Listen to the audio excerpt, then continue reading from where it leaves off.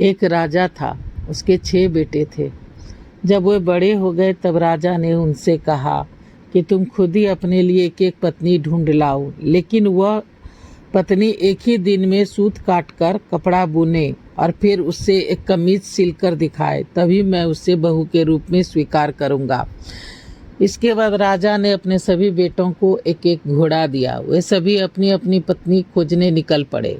कुछ ही दूर गए थे कि उन्होंने आपस में कहा कि वे अपने छोटे भाई को साथ नहीं ले जाएंगे।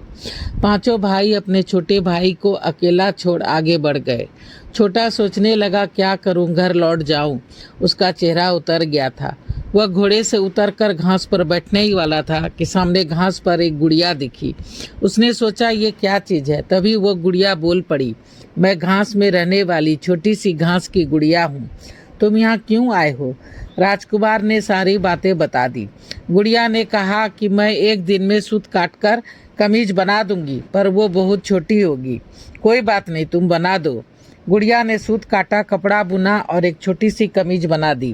राजकुमार वो कमीज लेकर महल पहुंचा। उसे शर्म आ रही थी, कमीज भी बहुत छोटी है और वो गुड़िया भी। फिर भी राजा ने उसे उस गुड़िया से शादी करने की अनुमति दे दी। राजकुमार गुड़िया को लेने चल पड़ा। जब वो घास पर बैठी गुड़िया को अपने घोड़े पर बैठने कहा तो गुड़िया बोली, नहीं, मैं तो 2 चूहे के पूंछ से एक चांदी की चम्मच को बांधकर उस पर बैठ के जाऊंगी। राजकुमार ने कहा, ठीक है। सड़क के एक किनारे गुड़िया और दूसरे किनारे घोड़े पे सवार राजकुमार चल पड़ा, ताकि गुड़िया घोड़ों के नीचे पैरों से दब न जाए। जिधर गुड़िया जा रही थी उधर नदी बह रही थी।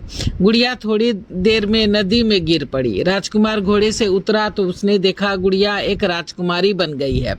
राजकुमार बहुत खुश हुआ और राजकुमारी को लेकर महल पहुंचा। सभी भाई अपनी अपनी पत्नी को चुन कर ले आए थे, पर छोटे राजकुमार की पत्नी सबसे सुंदर थी। सभी जल भुन गए।